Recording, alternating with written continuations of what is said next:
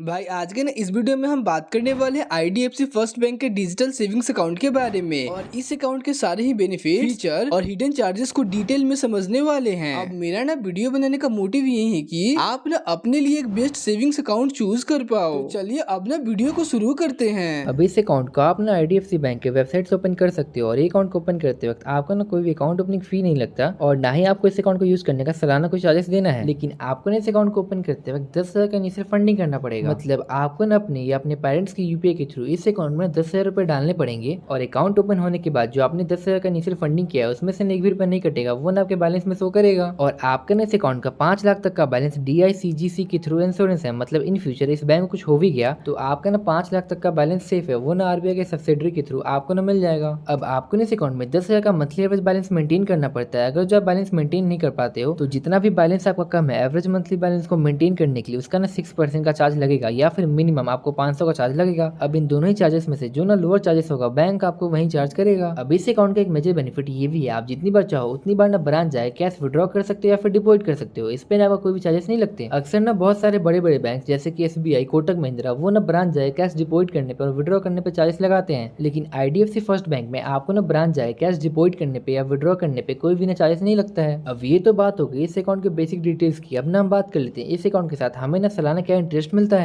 अब देखो, अगर जब आपके अकाउंट में बैलेंस 3 लाख तक का रहता है तो आपको ना 2.5% का सालाना इंटरेस्ट मिल जाता है। लेकिन वहीं पर अगर जब का बैलेंस 3 लाख से 25 करोड़ के अंदर रहता है तो आपको ना 6.5% का सालाना इंटरेस्ट मिल जाता है। और अगर जब आपके अकाउंट का बैलेंस 25 करोड़ से भी ज्यादा है तो आपको ना 5% का सालाना इंटरेस्ट मिल जाता है। अब यहाँ पर अक्सर लोग बैंक के इंटरेस्ट को समझने में गलती कर देते हैं, तो चलो मैं ना आज आपको एक एग्जांपल से समझा देता हूँ। अब बहुत सारे लोगों को ऐसा लगता है वो अपने अकाउंट में 5 लाख तक का बैलेंस रखे हैं तो उनको ना पूरे 5 लाख पे 6.5% का इंटरेस्ट मिलेगा, लेकिन ऐसा ना नहीं होता है। अब मान लो आपने अपने अकाउंट में 5 लाख का बैलेंस मेंटेन किया है तो पहले 3 लाख पे आपको ना 2.5% का सालाना इंटरेस्ट मिलेगा और बाकी के 2 लाख पे आपको ना 6.5% का सालाना इंटरेस्ट मिलेगा। अब तो आप इजीली समझ गए होंगे। अगर जो कोई कंफ्यूजन है तो मुझसे ना कमेंट्स में पूछ लेना, मैं ना आपको वहाँ पर रिप्लाई कर दूंगा। और अब ना हम बात कर लेते हैं इस अकाउंट के डेबिट कार्ड के बारे में। तो आपको ना इस अकाउंट के साथ वीजा क्लासिकल का डेबिट कार्ड मिल जाता है जो ना फ्री में हो जाता है, लेकिन इस डेबिट कार्ड का सालाना चार्जेस लगते हैं। अब इस डेबिट कार्ड को आपको यूज करने का 200 रुपया प्लस 18% जीएसटी का चार्ज लगता है। और अगर जो आपसे गलती से डेबिट कार्ड खो जाता है या गुम हो जाता है तो आपको ना इस केस में इस डेबिट कार्ड को रीइश्यू कराने का कोई भी चार्जेस नहीं लगते हैं। और आपने इस डेबिट कार्ड का यूज करके डेली के एटीएम से 1 लाख तक का कैश विड्रॉ कर सकते हो और वहीं पे पीओएस और ई कॉमर्स पे डेली का 4 लाख तक का शॉपिंग कर सकते हो। और अगर जो आप इस डेबिट कार्ड का यूज करके किसी भी इंटरनेशनल प्लेटफॉर्म पर शॉपिंग कर रहे हो तो आपको ना 3.5% का फॉरेक्स मार्कअप फी लगेगा। और अगर जो आप इस डेबिट कार्ड को फिजिकल फॉर्म में ले लेते हो तो आपको ना इंश्योरेंस बेनिफिट भी मिल जाता है, जैसे कि पर्सनल एक्सीडेंट कवर आपको 5 लाख का मिल जाता है,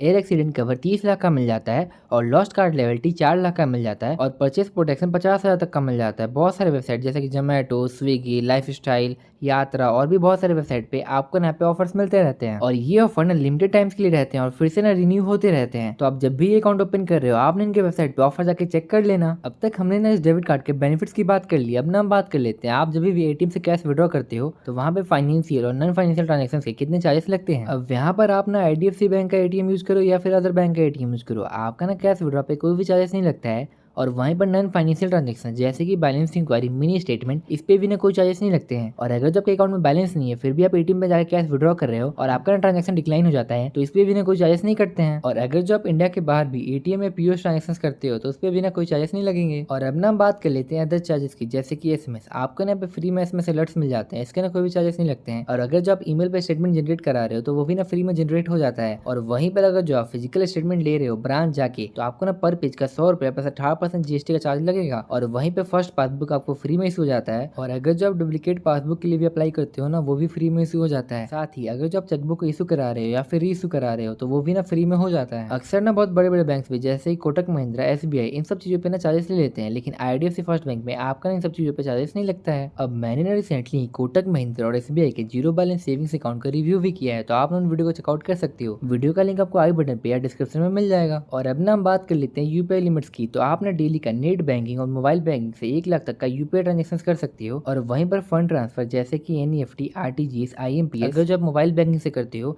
या नेट बैंकिंग से करते हो या ब्रांच से करते हो, इसमें आपको कोई भी चार्जेस नहीं लगता है। और अगर जो आपने ऑलरेडी इस अकाउंट को ओपन कर लिया है तो अकाउंट क्लोजिंग चार्जेस भी देख लेते हैं। अब यहाँ पर आपका अकाउंट को बंद कराने का कोई भी ना चार्जेस नहीं लगता है। आपके अकाउंट को वेरिफिकेशन करने के बाद आपका अकाउंट को बंद कर दिया जाता है। और अब ना हम बात कर लेते हैं कौन कौन से लोग एलिजिबल हैं इस अकाउंट को ओपन करने के लिए। अब यहाँ पर आपकी एज 18 साल से ज्यादा होना चाहिए, साथ ही आपने इंडिया के निवासी होने चाहिए और आपके पास ना एक एक्टिव मोबाइल नंबर होना चाहिए जो कि ना आपके आधार कार्ड से लिंक होना चाहिए। और अगर जब आपके आधार कार्ड से लिंक नंबर खो चुका है या गुम हो चुका है और आपको ना घर बैठे अपना नंबर अपडेट करना है तो आपने इस वीडियो को चेकआउट कर सकते हो। वीडियो का लिंक आपको आई बटन पे या डिस्क्रिप्शन में मिल जाएगा। और अब ना बात कर लेते हैं डॉक्यूमेंट रिक्वायरमेंट्स की। तो आपको ना यहाँ पे आधार कार्ड चाहिए ई केवाईसी कराने के लिए, बायोमेट्री और ओटीपी वेरिफिकेशन कराने के लिए, और वहीं पे पैन कार्ड चाहिए फुल्ली केवाईसी कराने के लिए, और वहीं पे साथ ही साथ आपको ना एक पासपोर्ट साइज फोटो भी चाहिए जो कि आप अपने फोन से डिजिटली अपलोड कर सकते हो। अब तक हमने इस अकाउंट के सारे ही चार्जेस, बेनिफिट्स और फीचर्स देख लिए। और अब ना हम बात कर लेते हैं ये अकाउंट किसके लिए बेस्ट रहेगा, एक बिगनर के लिए या एक स्टूडेंट के लिए या एक सैलरीड पर्सन के लिए। तो चलो मैंने यहाँ पे आपको फाइनल कंक्लूजन बता देता हूँ जिसके बाद आपने इसलिए डिसाइड कर पाओगे आपको ना अकाउंट ओपन करना चाहिए या नहीं। अब देखो, अगर जो आप एक बिगिनर हो या फिर स्टूडेंट हो तो आपको इस अकाउंट को अवॉइड करना चाहिए क्योंकि आपको इस अकाउंट में 10,000 का एवरेज मंथली बैलेंस मेंटेन करना पड़ेगा। और अगर जो आप मेंटेन नहीं कर पाओ तो आपको यहाँ पे फाइन भी लगता है। साथ ही अगर जो आप फिजिकल डेबिट कार्ड ले लेते हो तो आपको ना हर साल का 200 प्लस 18% जीएसटी का चार्ज पे करना पड़ेगा। और वहीं पर अगर जो आप एक सैलरीड पर्सन हो तो आपने इस अकाउंट को ओपन कर लेना और ना फिजिकल डेबिट कार्ड भी ले लेना क्योंकि फिजिकल डेबिट कार्ड को लेने के बाद आपको ना इंश्योरेंस बेनिफिट भी मिल जाएगा। और आप तो सैलरीड पर्सन भी हो तो आप तो हर साल का 200 रुपए प्लस 18% जीएसटी डेबिट कार्ड को यूज करने का पे कर ही सकते हो।